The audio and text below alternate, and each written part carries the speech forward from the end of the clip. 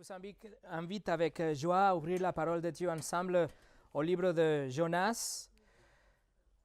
Nous ouvrons la parole de Dieu au livre de Jonas, le prophète Jonas, et nous sommes au chapitre 1. Jonas, chapitre 1.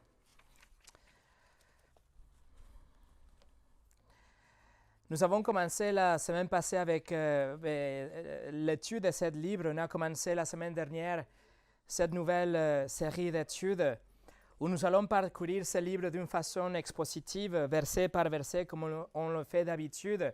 Et on va aller chercher chaque pépite d'or que nous pouvons y trouver. Et nous avons abordé une introduction au livre de Jonas pour le situer vraiment dans son contexte historique, car sans cela, sans le contexte de Jonas, il y aura des portions de ce livre que vous n'allez pas vraiment comprendre. Alors, permettez-moi de résumer ce que nous avons examiné la semaine passée. On a examiné les 4 acteurs dans ce livre. Tout ça, c'est vraiment détaillé dans la prédication, si vous allez la chercher sur Internet, mais je fais le résumé aujourd'hui de ces 4 acteurs. La première chose, on a vu que l'acteur principal du livre de Jonas est Dieu, Dieu lui-même. Dieu est son cœur pour les perdus. Dieu est son désir pour atteindre les perdus et faire grâce à tous ceux qui, à l'époque, étaient considérés comme les pires personnes sur la terre, le peuple de Ninive. Le peuple de Ninive, ça serait le 12e acteur, les Ninivites. C'était la capitale, la ville de Ninive, c'était la capitale de cet empire assyrien. L'empire de la Syrie, c'était vraiment un cauchemar pour toutes les nations autour de eux, y compris Israël. C'était la menace du monde, si vous voulez. Le 3e acteur, c'était le peuple d'Israël. On a vu qu'Israël était déjà divisé dans 2 royaumes, Israël au nord, avec 10 tribus. Après le roi Salomon, le royaume d'Israël était divisé en Israël au nord et Juda au sud. Et on a vu que le royaume du nord, Israël, est décrit dans la Bible comme un royaume qui avait toujours des rois malveillants.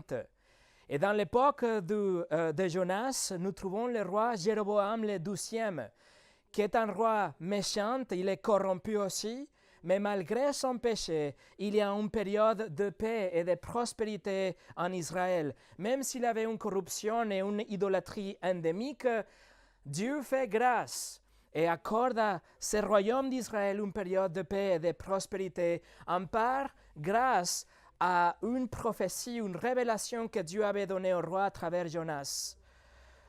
Jonas est le 4e acteur dans ce livre. Dieu l'a utilisé pour faire grâce à Jéroboam et il a utilisé Jonas pour donner des directives divines au roi pour qu'il puisse avoir une force militaire et une force pour reprendre des territoires qu'il avait perdus, territoires qui appartenaient à Israël dans les jours de Salomon aussi. Donc Jonas était choisi par Dieu pour porter non seulement cette grâce de Dieu à Jéroboam, mais aussi pour porter la grâce de Dieu au-delà des frontières d'Israël et l'offrir à une nation païenne et leur offrir les dons de Dieu, les cadeaux de Dieu de pardon des péchés. Ce sont les 4 acteurs de l'histoire qu'on a vus la dernière fois et je répète, le message est disponible en français, en russe et en anglais sur notre site pour que vous puissiez écouter et placer ce livre dans le contexte historique approprié pour bien comprendre le reste. Donc aujourd'hui, on va commencer une étude verset par verset de ce formidable livre.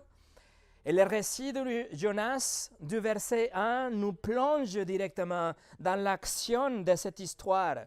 Le livre commence tout de suite avec le mandat donné de Dieu à Jonas pour aller au centre du mal.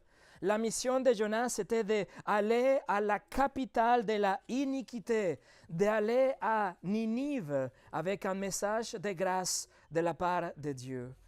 Et c'est ce que nous allons étudier aujourd'hui, mais avant de commencer, on va prier. Seigneur, s'il te plaît, de la même façon comme tu as fait grâce à Ninive, Fais grâce aujourd'hui parmi nous, à chacun de nous ici aujourd'hui, pour qu'on puisse recevoir ta parole et qu'on puisse voir le cœur gracieux et compatissant que tu as pour sauver n'importe quelle personne qui est perdue. Seigneur, fais grâce pour sauver aujourd'hui. Fais grâce pour que la prédication de ta parole soit une bénédiction pour ton Église. Au nom de Jésus. Amen. Et le message d'aujourd'hui s'appelle « Le cœur de l'Éternel ». Le cœur de Yahvé l'Éternel. Et pour ça, on va lire Jonas chapitre 1, versets 1 et 2. Jonas chapitre 1, versets 1 et 2. C'est écrit « La parole de l'Éternel fut adressée à Jonas, fils d'Amittai, en ces mots. Lève-toi, va à Ninive, la grande ville, et crie contre elle, car sa méchanceté est montée jusqu'à moi. » Je vous invite à voir ces deux versets sous 4 sous-titres pour pouvoir étudier la parole de Dieu. Nous allons voir la parole de l'Éternel premièrement. Numéro 2, le cœur de l'Éternel. Numéro 3, la justice de l'Éternel. Et numéro 4, la grâce de l'Éternel. Numéro 1, alors, la parole de l'Éternel. Et on regarde encore une fois le verset 1. C'est écrit, « La parole de l'Éternel fut adressée à Jonas. » Mes amis, n'est-il pas étonnant que le Dieu de l'univers veuille transmettre un message à des humains comme vous et comme moi? N'est-il pas étonnant qu'il veuille condescendre et vouloir avoir une communication avec une race humaine, et non seulement une race humaine, mais une humanité déchue et rebelle? C'est absolument stupéfiant que le Dieu Tout-Puissant veuille nous parler, autrefois à travers les prophètes, ensuite à travers son Fils, et enfin à travers la parole écrite qu'il a inspirée et qu'il a préservée aussi pour nous tous. Et ici, au verset 1, nous sommes confrontés tout de suite à ce miracle d'amour et de grâce de Dieu. Il y a un Dieu créateur qui parle aux gens. Incroyable. Et le verset 1 commence avec, dans le texte original, commence avec une particule, ou plutôt une lettre en hébreu appelée Vav, qui s'est traduit en français comme E. E-T. La Bible en anglais, par exemple, le traduit comme Now, ESV, King James, Legacy. En français, vous voyez E-T dans la Bible de Darby ou annotée de Neuchâtel, ou la Bible Martin le traduit comme Or, O-R. Mais voilà, l'hébreu original commence avec cette lettre qu'il faut bien savoir que c'était la manière typique pour commencer un écrit historique. C'était la façon normale pour le peuple d'Israël de commencer un récit, une narration de faits historiques. C'est comme ça que commence le premier livre de Samuel, par exemple, un récit d'événements historiques. Commence avec ça. Le livre de Ruth commence avec ça. Le livre de Josué commence comme ça. Ils sont des témoignages purement historique. Nous sommes en train de voir une narration de faits historiques. Et je souligne cela car, comme j'ai mentionné la semaine passée, il y a des sceptiques et des non-croyants qui veulent décréditer le livre de Jonas, qui veulent dire que ce n'est pas pour nous aujourd'hui parce qu'il y a trop d'événements miraculeux. Ils disent que le livre de Jonas, il s'agit d'une allégorie, par exemple, ou que c'était une fable de l'époque et qu'il ne faut pas le prendre comme un récit historique ou littéral. Mais ça, c'est faux. Dès la première lettre, Vav, et Dieu est en train d'inspirer Jonas pour qu'il écrit ça et qu'on puisse savoir qu'on est en train de lire un récit historique. Il y a même des leaders évangéliques aujourd'hui et même des ressources évangéliques aujourd'hui, même les très respectés et très bien-aimés Expositor's Commentary, qui suggère que le livre de Jonas était qu'une fable. Pourtant, dès la première lettre, Dieu nous dit que c'est un livre inspiré par lui et que c'est un témoignage de son historicité. Il n'est pas écrit comme une prophétie, ce n'est pas écrit avec des symboles, avec des allégories, avec des éléments qu'on doit interpréter. Non, c'est un récit purement historique avec des éléments surnaturels, bien sûr. Mais comment c'est possible qu'on trouve des événements surnaturels dans le livre de Jonas? C'est simple, parce que Dieu est dans l'équation. Et si Dieu est là, ça veut dire que tout élément surnaturel, extraordinaire est possible. Donc, le verset 1 nous dit « Et la parole de l'Éternel fut adressée à Jonas. » Le livre commence alors avec cette phrase « La parole de l'Éternel fut adressée à Jonas ». C'est une phrase qui était couramment utilisée dans les récits, dans l'époque de cet écrit. C'est une phrase utilisée plus de 170 fois dans le livre prophétique. C'était quelque chose que le peuple d'Israël écoutait, que savait que cela impliquait que Dieu est en train de parler avec son peuple. C'est la parole de l'Éternel qui vient nous visiter, si vous voulez, à travers un prophète. Cette phrase révèle que ce livre, c'est la parole inspirée de Dieu, que Dieu est en train de révéler sa volonté, qu'il a un message qu'il veut transmettre au peuple et qu'il utilise un prophète. Et le prophète, par la suite, à travers le Saint-Esprit, conduit par le Saint-Esprit, il va écrire chaque lettre comme Dieu a voulu qu'il écrive. Permettez-moi de vous rappeler aussi, comme on l'a étudié à plusieurs reprises, que derrière le mot « l'Éternel », on trouve le nom de Dieu tel comme il a été révélé à Moïse dans Exode chapitre 3, le nom de Yahvé. Je suis, traduit comme je suis. Et Jonas l'écrit ici, il utilise le nom de Dieu parce qu'il veut que nous soyons sûrs, que nous comprenions dès le premier verset, que tout le monde comprenne que nous parlons de Dieu de la Bible. Qu'on parle de Dieu de Moïse, le Dieu d'Abraham, le seul Dieu, le vrai Dieu qui fait que tout ce qu'il va écrire dans le livre de Jonas puisse être vrai. Et c'est très intéressant aussi que la phrase « la parole de l'Éternel » est parfois utilisée aussi dans des autres endroits des Écritures, pas pour faire référence au message, mais en fait au messager. La parole de l'Éternel, ça ne va pas simplement dire un message, mais c'est lui qui a porté le message. Écoutez ces versets, écoutez comment la parole de l'Éternel est bien plus qu'un message, mais c'est plutôt le messager. Écoutez Genèse 15, versets 1 et 2 par exemple.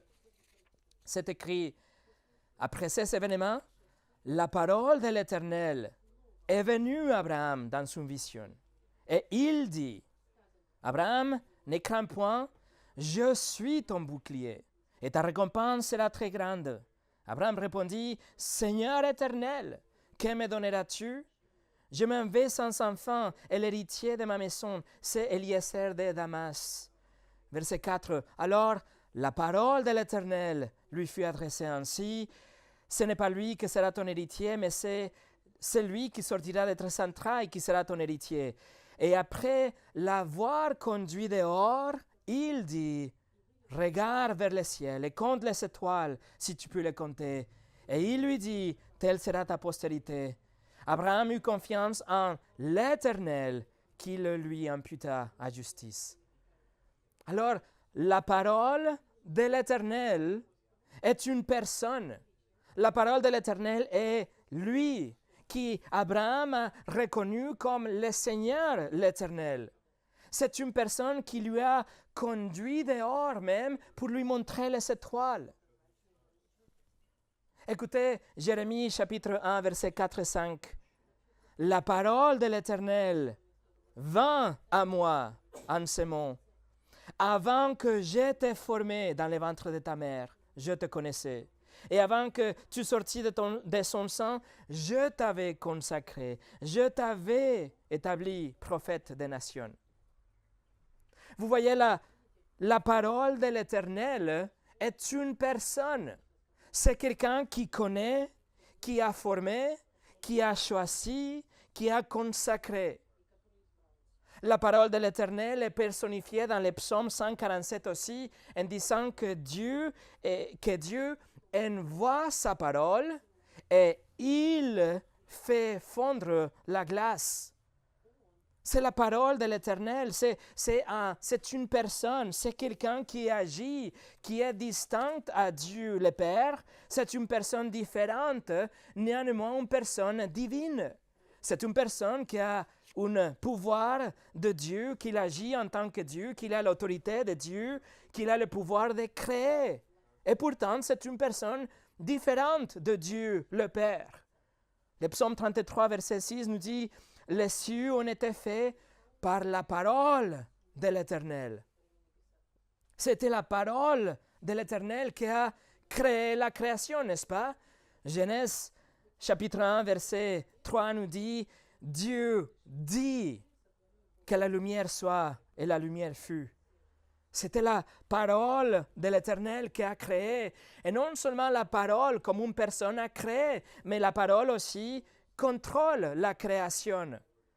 Par exemple, dans le premier livre des rois, nous savons l'histoire du prophète Élie, qui d'ailleurs Élie il exerce son ministère en même temps que Jonas. Et Élie a été assisté par une veuve dans le chapitre 17, et cette veuve, dans une façon surnaturelle, elle a la farine, elle a l'huile, et ils ne se vident jamais. Ils sont presque infinis, si vous voulez. Mais pourquoi? Qui a été à la base de ce miracle? Il nous le dit dans le chapitre 17, verset 16. La farine qui était dans le pot ne manquait point, et l'huile qui était dans la cruche ne diminuait point, selon la parole que l'Éternel avait prononcée par Élie.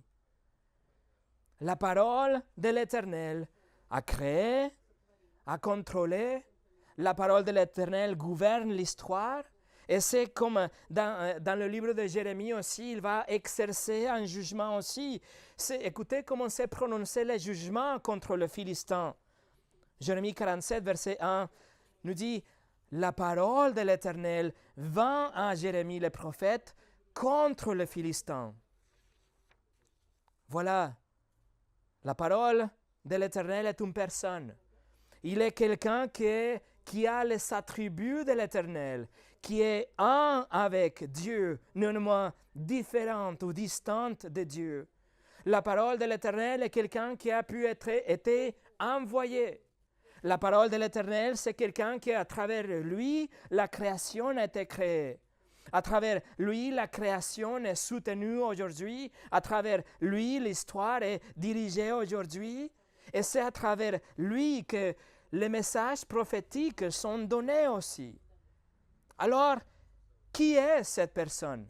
Qui est la parole de l'Éternel? Cette personne puissante avec la puissance de Dieu. Qui est la parole de Yahvé? Réponse, le Seigneur Jésus-Christ. Le Seigneur Jésus-Christ, la deuxième personne de la Trinité, comme nous le dit dans l'apôtre Jean, nous le dit, au commencement était la parole. Voilà la parole de l'Éternel. Au commencement était la parole, et la parole était avec Dieu, et la parole était Dieu. Paul déclare aussi à l'Église en Colosse qu'en lui, en parlant de Jésus, Colossiens 1,16, en lui, ont été créées toutes les choses qui sont dans les cieux et sur la terre, les visibles et les invisibles, trône, dignité, domination, autorité, tout a été créé par lui et à travers lui, pour lui. Voilà la parole de l'Éternel, le Seigneur Jésus. Écoutez ce que l'apôtre Jean dit dans le livre de l'Apocalypse, chapitre 19. Apocalypse 19, versets 11 et 13. Au 13, il dit « Jean dit, je vis le ciel ouvert et voici parut un cheval blanc. Celui qui le montait s'appelait fidèle et véritable. Et il juge et combat avec justice. Ses yeux étaient comme une flamme de feu. Sur sa tête étaient plusieurs diadèmes. Il avait un nom écrit que personne ne connaît, si ce n'est lui-même. Et il était revêtu d'un vêtement teint de sang. Son nom est, écoutez, la parole de Dieu. Mes amis, le Seigneur Jésus est la parole de l'Éternel. Alors, pourquoi je suis en train de souligner ça pour vous? Parce que le livre de Jonas est un livre consacré à Dieu, mais il commence spécifiquement avec le Seigneur Jésus-Christ. C'est Jésus qui met cette histoire en mouvement. Vous voyez, le Messie qui viendrait au monde, il n'est pas absent de l'Ancien Testament. Mais c'est lui qui est à l'origine de l'histoire et c'est lui qui, depuis le début, est en train de contrôler l'histoire pour achever la rédemption de son peuple. C'est Jésus qui a créé, qui révèle, qui soutient, qui gouverne, et il a apparu parfois dans l'Ancien Testament, et il a livré ce message, il a donné ce message à Jonas pour commencer cette histoire. C'est lui qui commence, et c'est lui qui va diriger le livre de Jonas. Ne ratez pas ça, mes amis. Le Seigneur Jésus est en train de contrôler, il a pris l'initiative, il est venu à Jonas avec un message et ça va être lui qui va achever le salut du peuple de Ninive, comme on va le voir. Alors, quel est le message? Qu'est-ce que Jésus, la parole de l'Éternel, a dit à Jonas? Numéro 2, le cœur de l'Éternel. Regardez les versets 1 et 2 encore une fois. La parole de l'Éternel fut adressée à Jonas, fils d'Amittai, en ces mots. Lève-toi, va à Ninive, la grande ville, et crie contre elle, car sa méchanceté est montée jusqu'à moi. Je voudrais que vous considériez, mes amis, avec moi, qu'il s'agit d'un décret souverain. Nous avons ici un commandement venu du ciel. Dieu a donné un message à Jonas avec toute son autorité et il n'y a pas de place pour une réflexion ou une prière ou une discussion avec lui. Non, la parole de l'Éternel dit à Jonas, lève-toi, va. Alors, qu'est-ce qu'on attend de quelqu'un qui reçoit comme ça un commandement de la part de Dieu? Comment est-ce qu'on doit réagir? Qu'on attend, nous, de quelqu'un qui reçoit un commandement de Dieu? L'obéissance, bien sûr. Sans enquête, sans explication, sans délai, sans discussion, sans prière. La réponse propre et adéquate est de se soumettre à la volonté de Dieu et suivre la parole de l'Éternel, n'est-ce pas? Qu'il s'agisse de pardonner aux autres comme il nous l'a déjà dit dans sa parole. Qu'il s'agisse d'aimer votre épouse d'une manière sacrificielle, comme il a déjà dit dans sa parole, ou de se soumettre à vos maris, comme il a déjà dit dans sa parole, ou payer les impôts, ou de ne pas négliger les rassemblements dans l'Église, comme il a déjà dit dans sa parole aussi, ou comme attendre les perdus, comme il a déjà dit dans sa parole, ou de s'abstenir de la immoralité, etc. Tout ce qu'il a déjà dit, ce sont des commandements divins qu'on ne doit que obéir. La parole de l'Éternel, telle qu'elle est préservée dans ce livre, est pour vous et moi à obéir et faire confiance au caractère de Dieu que tout ce qu'il a déjà dit, même si c'est super difficile à accomplir, même si ça fait mal, c'est toujours juste et bon. Et il faut suivre la volonté de notre Seigneur. Alors, quel est le commandement de Dieu pour Jonas? Il dit, verset 2, « Lève-toi, va à Ninive, la grande ville, et crie contre elle, car sa méchanceté est montée jusqu'au moi. » Mes amis, ici nous pouvons voir clairement le cœur de Dieu. Il veut que la connaissance de sa personne, de sa majesté, ne reste centralisée, qu'elle ne soit pas contenue en Israël à l'époque ou qu'elle ne soit pas retenue dans l'Église aujourd'hui. Mais que la connaissance de Dieu soit diffusée largement, y compris parmi toutes les nations et tous ces gens-là qui se réjouiraient grandement aujourd'hui si le christianisme disparaîtrait de la face de la planète. Le cœur de Dieu est d'attendre le perdu. Dieu envoie son prophète à Ninive. Je l'expliquais la dernière fois. La capitale de cet empire qui était l'ennemi déclaré d'Israël.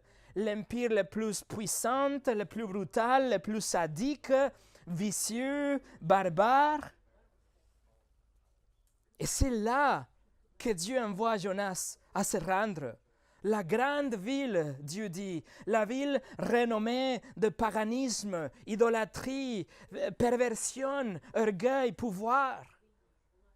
Voilà le cœur de Dieu, d'attendre les perdus, de sauver les plus pires des pécheurs, de sauver les criminels coupables, de faire grâce.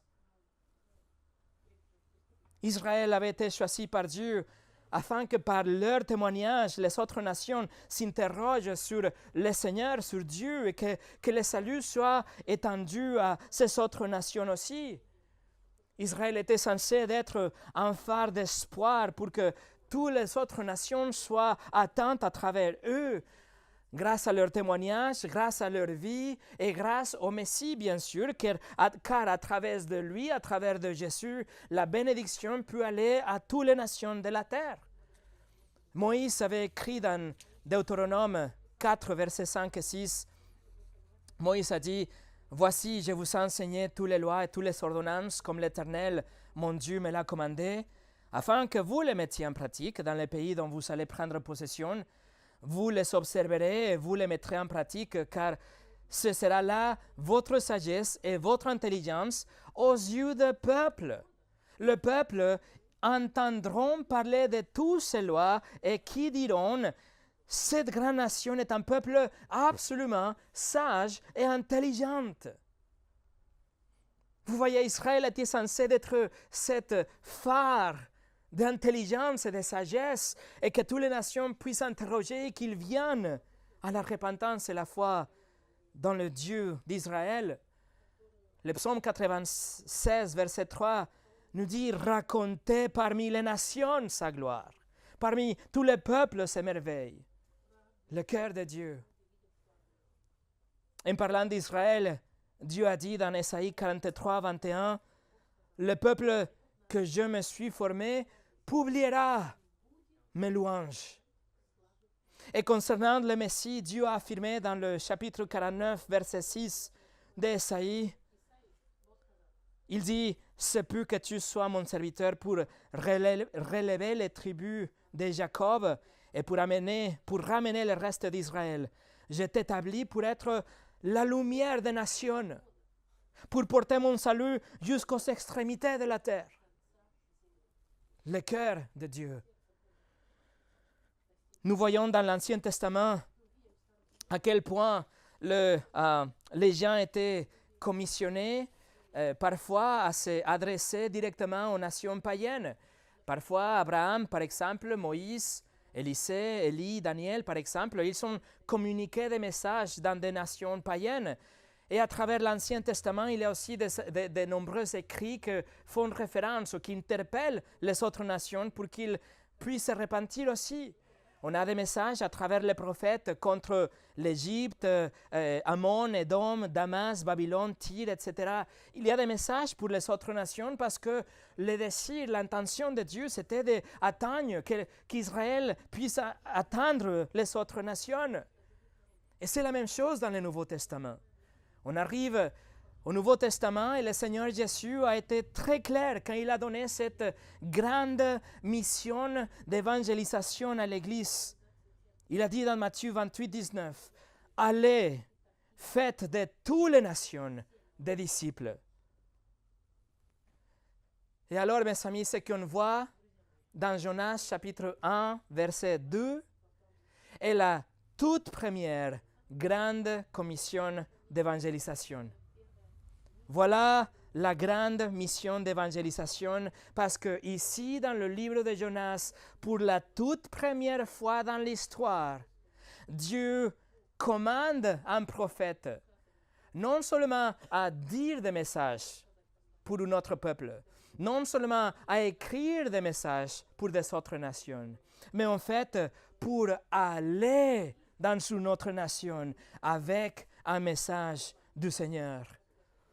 La toute première grande mission d'évangélisation montrant le cœur de l'Éternel, sa bonté et sa bienveillance en leur envoyant un prophète pour la toute première fois dans l'histoire. Voilà ce qui fait le livre de Jonas un livre complètement différent de tout le reste des prophètes de l'Ancien Testament. Voilà le cœur de l'Éternel. Le cœur de l'Éternel, c'est d'attendre le perdu à travers son peuple, à travers un message bien spécifique et à travers une démarche proactive d'évangélisation envers les perdus. Numéro 3, la justice de l'Éternel. La justice de l'Éternel. La parole de l'Éternel, donc, a révélé le cœur de l'Éternel en envoyant un prophète, Jonas, et en lui ordonnant de dire à Ninive à propos de la justice de l'Éternel. Cet ordre donné à Jonas par Dieu, ce n'était pas juste un ordre souverain, mais c'est un ordre qui est ancré dans le caractère de Dieu, dans la justice de Dieu, dans le fait qu'il est saint et juste. Et donc, le message est la justice de l'Éternel. Le verset 2 nous le dit. Dieu dit, lève-toi, va à Ninive, la grande ville, et crie contre elle, car sa méchanceté est montée jusqu'à moi. Dieu a un message très clair pour Ninive, très spécifique, clair, sans équivoque. C'est un message d'avertissement, c'est un message terrifiant même pour Ninive. C'est que Dieu dit, Dieu est en train de dire en fait, je vous vois. C'est ça le message. Ninive, je vous vois. Jonas aurait préféré rester en Israël. Après tout, on a étudié qu'Israël passe pour une période de paix et de prospérité. Il n'a vraiment aucune intention d'aller nulle part et sûrement aucune intention d'aller à Ninive et sûrement aucune intention d'aller à Ninive avec un message contre Ninive. C'est incroyable. Dieu ordonne à Jonas d'aller à la capitale de l'Empire et crier contre elle. Il s'agit d'un message de jugement. C'est un message dans lequel un juge juste, il est en train de convoquer la partie coupable pour que la justice soit rendue. C'est un message effrayant.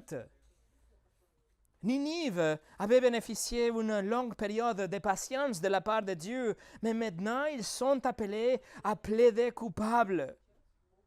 Jonas doit aller et les confronter à cause de leur méchanceté, parce que Dieu dit que leur méchanceté est montrée jusqu'à lui, ce qui signifie simplement qu'il avait toujours été conscient, Dieu savait toujours ce qui s'est passé à Ninive, mais qu'il est arrivé à un point de ne plus supporter la méchanceté et le péché de Ninive. Écoutez comment Ninive est décrit par le prophète Nahum. Nahum, chapitre 3, c'est un prophète qui vient après Jonas. Écoutez ce qu'il écrit. « Malheur à la ville sanguinaire, pleine de mensonges, pleine de violence. et qui ne cesse de se livrer à la rapine. On entend le bruit du fouet, le bruit des roues, le galop de chevaux, le roulement des chars. Les cavaliers s'enlancent, l'épée étincelle, la lance brille. Une multitude de blessés, une foule de cadavres, de morts innombrables. On tombe sur les morts. C'est à cause de nombreuses prostitutions de la prostituée, pleine d'attraits, habile enchanteresse, qui vendait les nations par ses prostitutions et le peuple par ses enchantements. Voilà la description de Ninive. Vous voyez, il avait de la violence, de la brutalité, la sorcellerie, la fraude, le mensonge, l'idolâtrie, la sensualité, etc. Et Jonas commandait à venir et les affronter, crier contre elle, prêcher un message d'alerte. Dieu va vous juger. Nous devons nous poser la question. Pourquoi Dieu n'a-t-il pas simplement envoyé de feu à partir du ciel et détruit la ville de Ninive comme il a fait avec Sodome et Gomorrhe? Pourquoi envoyer un prophète? Pourquoi envoyer quelqu'un pour confronter et exposer leurs péchés? Réponse, parce que Dieu est riche en miséricorde. Parce que dans les mauvaises nouvelles sont cachées aussi les bonnes nouvelles de pardon et de grâce. Dieu, dans sa miséricorde, est en train d'envoyer Jonas pour les avertir, pour qu'ils soient confrontés à la sainteté de Dieu, pour qu'ils puissent voir leurs propres péchés. Le but de ce message de condamnation, c'est qu'ils se répandent. Le but de cette confrontation, c'est qu'ils arrivent à la repentance, qu'ils arrivent à reconnaître leurs propres péchés et Dieu les pardonnera volontiers. Dieu, vous voyez, le cœur de l'Éternel, il est tellement bon et patient et miséricordieux. Il envoie Jonas pour qu'il puisse comprendre que Dieu est parfait et saint et qu'il ne va pas laisser passer tous les péchés de Ninive. Il nous a donné déjà des commandements que ce sont les critères pour lesquels il va juger. Dieu a déjà ordonné que nous ne devions pas mentir, par exemple. Mais nous avons tous menti de innombrables fois. Il a commandé que nous ne devons pas voler. Mais nous avons tous déjà pris quelque chose qui ne nous appartient pas. Et ça, c'est de vol. Il a ordonné aussi que nous ne devons pas utiliser son nom sans respect, mais nous l'avons fait tellement de fois, d'une façon culturelle, ou tout simplement pour exprimer du dégoût, ou tout simplement parce que c'est ce qu'on fait. Mes amis, nous ne sommes meilleurs que les Ninivites. Nous ne sommes pas, peut-être nous n'avons pas des autels dans notre maison. Nous ne sommes pas une nation païenne complètement comme les Ninivites, mais nous sommes coupables de l'idolâtrie. Chaque fois qu'on laisse que notre cœur prenne une chose à la place de Dieu. Ça, c'est l'idolâtrie aussi. Nous ne sommes pas des terroristes, nous ne sommes pas des meurtriers vicieux comme les Ninivites, mais nous avons déjà tué dans notre cœur en haïssant les autres personnes, en désirant du mal à autrui. Nous ne sommes pas des adultères ici, nous ne sommes pas des personnes immorales, mais nous avons déjà désiré des hommes et des femmes qui ne nous appartiennent pas, et avec ça, on a commis de l'adultère dans notre cœur, en regardant des autres d'une façon charnelle. Vous voyez, Dieu doit juger en tant qu'un juge juste. Et son verdict a été déjà prononcé dans la parole de Dieu. Le livre de l'Apocalypse, chapitre 21, verset 8, nous dit « Les lâches, les incrédules, les abominables, les meurtriers, les débauchés, les magiciens, les idolâtres et tous les menteurs. Leur part sera dans les temps ardents de feu et de soufre. » Mes amis, ne vous laissez pas tromper. Dieu l'a déjà affirmé. Et il y a un endroit réel qu'on appelle l'enfer, et il n'y aura pas d'échappatoire pour tous ceux qui sont jetés là-bas à cause de leurs péchés. Mais le message de Jonas commence avec la condamnation, mais n'est pas fini dans la même façon. Leur méchanceté et la noirceur de leur péché ne sert que la toile du fond ou le velours noir que fera que la grâce de Dieu brille plus fort, que le pardon de Dieu soit beaucoup plus lumineux. Par exemple, après d'avoir péché avec Bathsheba, le roi David, il était confronté par Nathan le prophète.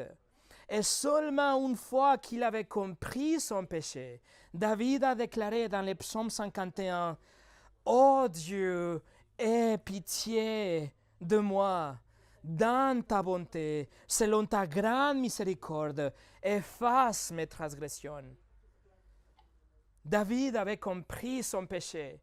Ninive doit comprendre son péché et chaque non-croyant doit comprendre qu'il se tient condamné déjà devant un Dieu saint et juste et qu'il n'y a rien qu'il pourrait dire ou faire qui mériterait la faveur de Dieu et que tout ce qui nous reste à faire, c'est nous jeter à pied devant le pied de ce Dieu qui est compatissant et miséricordieux. Le psaume 130, verset 3 nous dit « Si tu gardais le souvenir des iniquités, éternel Seigneur, qui pourrait subsister? Mais le pardon se trouve après toi, afin qu'on te craigne. » Voilà, il y a du pardon disponible, mais vous devez comprendre votre péché. Vous devez comprendre votre danger, et le pardon est à vous. Le pécheur doit comprendre qu'ils ont transgressé la loi de Dieu. Il doit comprendre la justice de l'Éternel. Il doit comprendre cette noirceur avant de pouvoir recevoir le message de l'Évangile, la bonne nouvelle du pardon en Christ. John MacArthur a dit, c'est pour ça il a dit, introduisez toujours le message de grâce et de pardon en avertissant le pécheur des conséquences de son péché. Donc ça, c'est la justice de l'Éternel. Numéro 4, la grâce de l'Éternel. Comment Dieu peut-il tout simplement vous pardonner et me pardonner?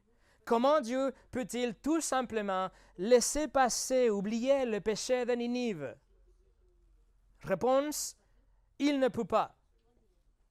Cela ferait de lui un juge corrompu.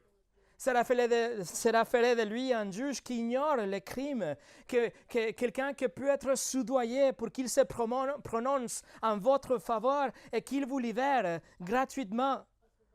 Ça serait un juge corrompu. Mais la justice de Dieu demande quelque chose d'autre. Le seul moyen pour Dieu de nous pardonner tout en restant juste, c'est que quelqu'un d'autre paye votre dette, et celle de votre voisin, et la dette de Ninive, et la dette de votre ami. Nous avons passé la première partie de cette étude en regardant la parole de Dieu, la parole de l'Éternel, et c'est en fait à travers de lui que Dieu peut nous pardonner aujourd'hui. C'est grâce à la personne de Jésus que Dieu peut pardonner le Ninivite est le plus pire des pécheurs. Alors allez avec moi au Jean chapitre 1. L'évangile de Jean chapitre 1, c'est verset 1. J'ai mentionné ce verset il y a quelques moments plus tôt dans cette étude, mais regardez avec moi le verset 1. Jean 1.1 nous dit « Au commencement était la parole, et la parole était avec Dieu, et la parole était Dieu. » Et maintenant, regardez le verset 14. « Et la parole a été faite chair, et elle a habité parmi nous, pleine de grâce et de vérité, et nous avons contemplé sa gloire, une gloire comme la gloire du Fils unique venu du Père. » Mes amis, la parole éternelle de l'Éternel est devenue chair dans la personne de Jésus-Christ. Il a demeuré parmi des pécheurs, mais il n'a jamais péché. Et il a offert sa vie parfaite en échange de votre vie pécheresse et ma vie pécheresse et la vie pécheresse de Ninivite à l'époque. La vie pécheresse de quiconque se repentirait, de quiconque se détourne de ses péchés et met sa confiance en lui. C'est ça que Jésus a fait en échange avec sa vie parfaite. C'est pourquoi Dieu peut légalement aujourd'hui pardonner Ninive. C'est pour ça qu'il peut pardonner à votre voisin et à votre mari et votre femme. Si vous vous repentez, vous placez votre confiance en l'Éternel. Parce que 700 ans plus tard, après le fait de Jonas, la parole de l'Éternel prendrait un corps humain pour vivre une vie parfaite, pour mourir sur une croix, pour prendre en lui la colère de Dieu et le jugement qui devait tomber sur vous et moi et les Ninivites, et tout ça a été placé sur Jésus à la croix. C'est le seul médiateur entre vous et les juges de l'univers. Et ça, c'est le cœur de Dieu, d'attendre les perdus, de sauver les perdus, grâce à la vie parfaite, la mort sacrificielle et la résurrection victorieuse de la parole de l'Éternel, le Seigneur Jésus. Et pour finir, laissez-moi vous montrer 1 Timothée chapitre 2.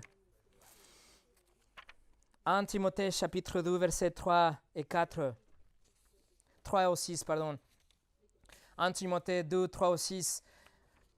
Paul écrit, « Cela est bon et agréable devant Dieu notre Seigneur, qui veut que tous les hommes soient sauvés et parviennent à la connaissance de la vérité. Car il y a un seul Dieu et aussi un seul médiateur entre Dieu et les hommes, Jésus-Christ homme, qui s'est donné lui-même en rançon pour tous. » La grâce de Dieu est prête à être manifestée dans votre vie et vous pardonner tous vos péchés, les passés, les présents et les futurs, si vous répondez dans la repentance, comprenez, confessez et détournez-vous de votre péché et placez votre confiance numéro 2 seulement en Jésus-Christ en tant que votre Seigneur et votre Sauveur. Il ne faut pas seulement croire qu'il existait, mais lui donner votre vie, faire confiance qu'il va vous sauver, que ce qu'il a fait est suffisant, que ce qu'il a dit est la vérité et qu'il tient votre vie et votre éternité entre ses mains. Et c'est pourquoi Dieu peut pardonner Ninive. Et à la fin du livre de Jonas, il va pardonner la ville de Ninive. C'est pour ça qu'il a pardonné le roi David. C'est pourquoi il a pu pardonner Esther et Pierre et Paul. Et c'est pourquoi que Dieu étend sa grâce aux pécheurs et aux rebelles aujourd'hui encore une fois, parce que Jésus s'est donné lui-même en tant qu'un rançon pour son peuple. Et le paiement, la dette a été complètement payée. C'est suffisant. Vous ne devez rien y ajouter. Mes amis, votre dette peut être payée aujourd'hui, mais il faut répondre avec la repentance et la foi. La parole de l'Éternel est devenue un homme pour mourir dans votre place, parce que le cœur de l'Éternel est d'attendre les perdus. Le cœur de Dieu est de pardonner à tous ceux qui viennent à lui humblement dans la repentance et la foi. Alors, venez à lui. Venez à lui aujourd'hui que vous avez du temps. Autrement, la justice de l'Éternel et son jugement parfait consumeront chaque pécheur qui refuse son œuvre bienveillante d'aujourd'hui. Mais aujourd'hui, la porte est grande ouverte. La grâce de Dieu est vraiment disponible à toute personne qui embrasse l'évangile du Seigneur Jésus-Christ et son offre de pardon. Alors venez, parce que le cœur de l'Éternel vous en veut. Prions.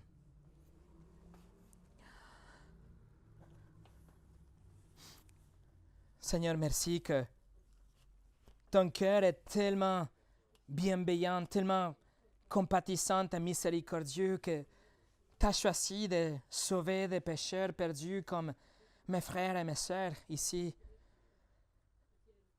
Seigneur, merci que tu fais grâce, que tu es patiente et que c'est pour ça que tu n'as pas détruit le monde déjà.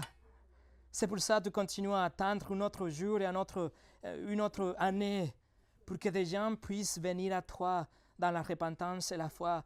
Mais on reconnaît bien, Seigneur, qu'un jour cette fenêtre sera complètement fermée, que la grâce sera plus disponible. Et donc aujourd'hui, on prie pour tous ceux qui ne te connaissent pas. On prie pour cette ville et ailleurs. Tous ceux qui ne te connaissent pas, Seigneur, pour qu'ils puissent venir à toi aujourd'hui, que tu les sauves, car nous ne sommes pas mieux que eux. Ils ne sont pas pires que les Ninivites. Nous sommes tous des pécheurs perdus qui ont besoin de ta grâce et ton pardon. Alors, Seigneur, sauve aujourd'hui. Au nom de Jésus. Amen.